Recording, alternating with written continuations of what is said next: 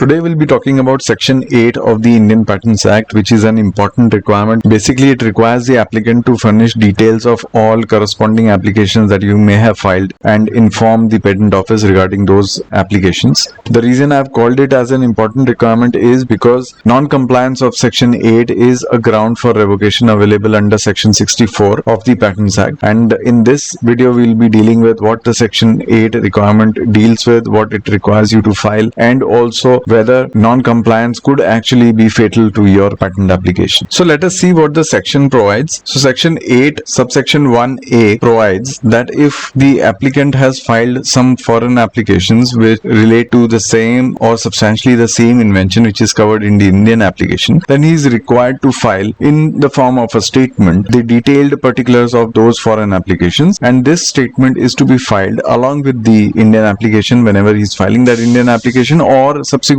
within a prescribed period. Subsection 1B provides that the applicant is also required to give an undertaking that he would keep the controller informed periodically of all the developments that are happening in respect of all those foreign applications for same or substantially the same invention. So in a way, the provision provides that this requirement is a continuous requirement wherein the applicant is required to update the controller about the details of all foreign applications on a time-to-time basis. And this requirement continues until the grant of the patent on the Indian patent application. Further, subsection 2 of Section 8 provides that the controller may ask for details of processing of the foreign applications. So very broadly, the controller could ask for the prosecution history or how the prosecution is proceeding in respect of the different foreign applications from the applicant, and the applicant is required to furnish details within a prescribed period. Generally, this requirement is raised in the first examination report or any subsequent examination report raised by the controller. Coming to the procedural aspect provided under Rule 12 of the patent rules, and it provides that the details that are required under Section 8.1 are required to be furnished on Form 3. Further, Sub-Rule 1A provides that the statement which needs to be furnished under subsection 1A of Section 8 would be 6 months from the date of filing of the application. So if you go back to Section 8 subsection 1A, it says that you need to file a statement along with the application or within a prescribed period. So that prescribed period is 6 months from date of filing of the application. So either you file a Form 3 along with the application, or within 6 months from the date of filing of the application, you are required to furnish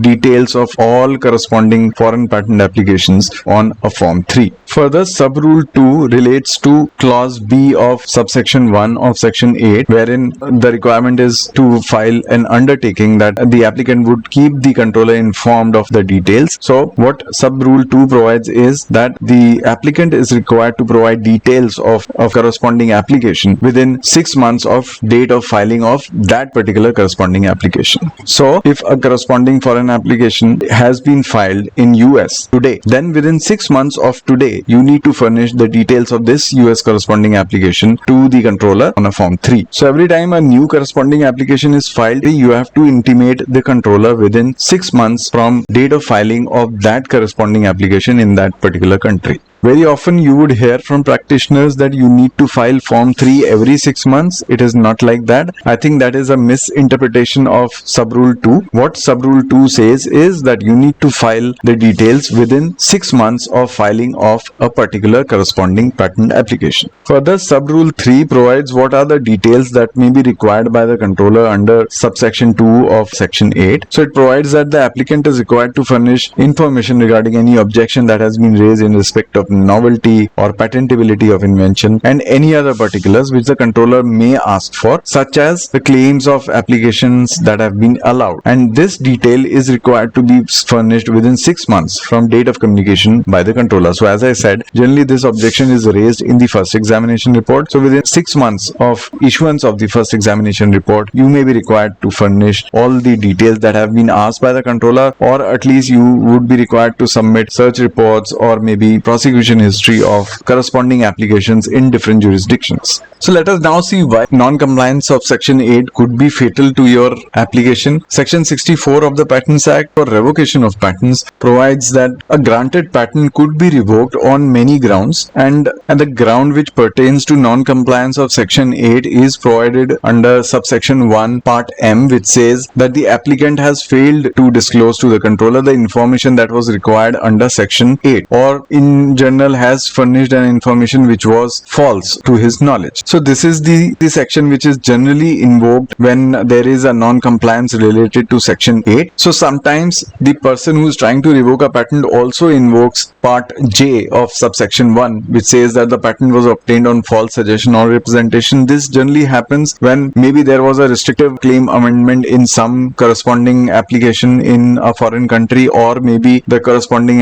patent application was rejected by that particular patent office, say US, and the applicant did not inform the controller about that rejection. So in a way, the applicant did not bring out the true fact that the invention has been refused in some other country, and thus it could be considered as a false suggestion or representation. So these are the two major grounds which are invoked in respect of non-compliance of Section 8. Let us see what is the legal position in respect of Section 8 and how the jurisprudence has evolved. One of the earliest cases is Chemtura Corporation versus Union of India, dealt with by the Delhi High Court in 2009. Here an infringement suit was filed and an interim injunction was granted against the defendant, and the defendant obviously filed for a vacation of the interim injunction. In their application for a vacation of the interim injunction, the defendant claimed that the patent was obtained on false suggestion and there was a non-compliance of Section 8, and thus the patent is liable to be revoked. To substantiate their point, they said that the patentee did not inform the controller about the restrictive claim amendments that happened in respect of the corresponding US and European applications. Also, it was said that there was a rejection letter that was issued by the USPTO before the amendments were made in the US application, and this was not informed by the applicant to the controller under Section 8.1. So if you remember Section 8.1, there is an undertaking which says that you need to periodically inform the controller about the details of the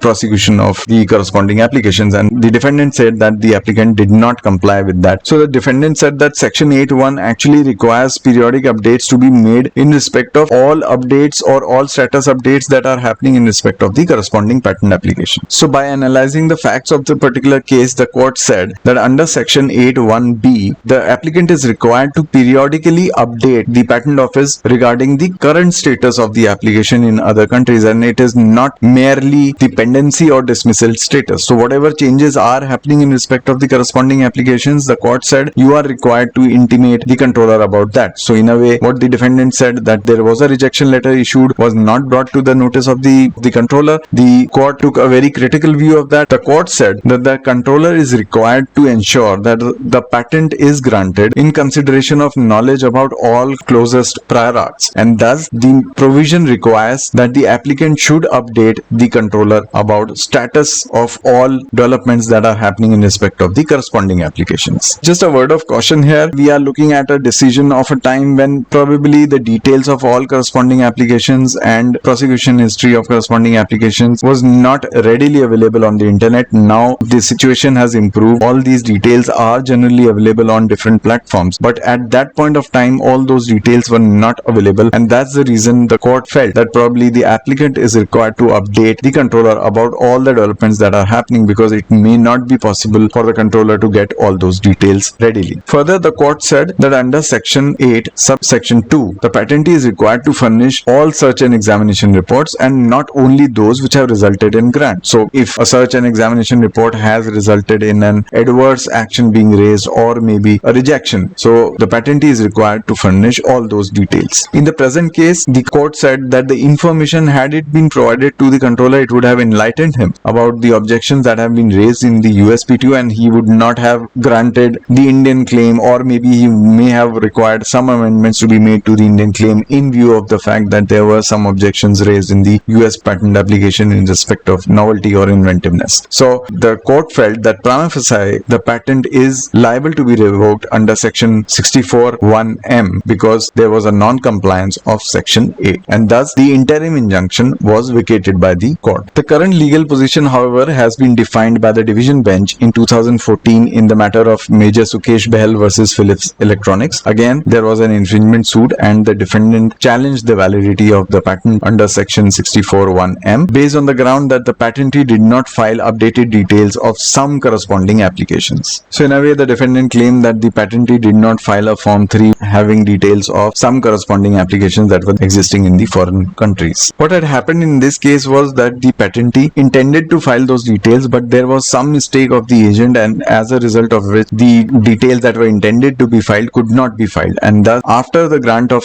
patent and once the suit was filed, the plaintiff filed an affidavit claiming that there was a bona fide mistake and requested the court to take those details on record. In light of this, the defendant filed an application under Order 12, Rule 6 of the CPC, which says that the admissions in pleadings or otherwise could be taken on record by the court, and the court may consider those and give out orders in respect of those. The defendant also said that in Chemtura Corporation, it was held that any violation of Section 8 is fatal to the patent application. So in view of the admission made by the plaintiff, the court should consider that they have missed out filing the details of Section 8, and thus their application or their patent should be revoked. The plaintiff, however, brought out an interesting proposition. It said that the revocation is not warranted unless the omission is found to be deliberate and the omitted information was material to the grant of patent. So what it said was, if the omission of filing of those details was deliberate by the patentee, then he should be punished under Section 64, and otherwise no harm should follow to patent application or the patent. Also, it required the court to go into the fact as to whether the information that is alleged to be omitted, whether it was material to the grant of patent, whether it was important enough. So in a way, the plaintiff said that the court needs to evaluate whether the information was important or not. In its analysis, that the Section 8 compliance is mandatory in nature because the provision uses shall in its language. In the present case, the division bench observed that the plaintiff filed details of corresponding applications on a periodic basis. However, some of the details were omitted, but those omitted details were claimed to be not material to the grant of patent. Also, the court observed that Section 64 uses may, and thus it says that the provision to revoke is discretionary in nature, and revocation does not automatically follow if any of the grounds are satisfied. So the discretion has been given to decide what is the relevance of a particular ground and whether based on a specific ground the patent should be revoked or not. That discretion has been provided. With particular reference to non-compliance of Section 8, the court said that the controller needs to consider whether the omission of details was intentional or whether it was due to a bona fide mistake, as it happened in the present case. And in the event the omission is found to be deliberate, then obviously the revocation would follow immediately. The court also took into account the fact that the plaintiffs claimed that the omitted details were not material to grant of patent, and thus even if they missed out filing those details, it did not affect the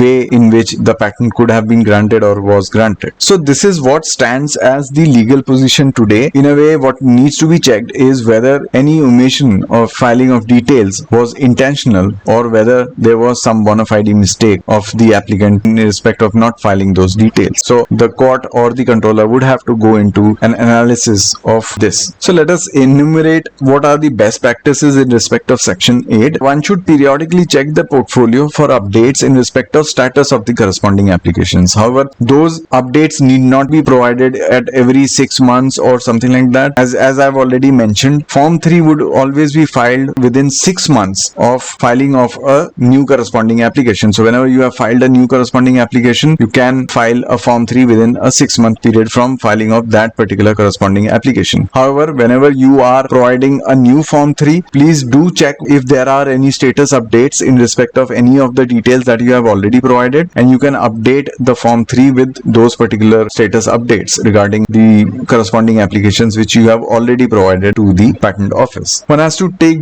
due care that no details are concealed from the patent office, and especially where there are claim rejections or amendments, you must inform the patent office under Section 8.2 and also under Section 8.1 regarding status update in case there are rejections of the corresponding application or in case there are any claim amendments having been made. Also, one has to give priority to the information or detail that may have a material effect on grant of patent in India. So in case there is a rejection of the patent for a same or substantially same invention in a small country, you must inform the controller about the rejection in that particular country, because he may have some thoughts regarding why the rejection happened, what were the prior prior arts that were considered in that small country that may be relevant for grant of patent in respect of the Indian application also. So this rejection in a small country could have material effect on the grant of patent in India, and thus this detail should necessarily be provided to the controller of patents. So this is all about section 8 and the requirements that need to be fulfilled for compliance of section 8. In case you have any questions or any comments, please drop them in the comments box and I'll be happy to address those. With this, I would like to end my talk. Thank you very much.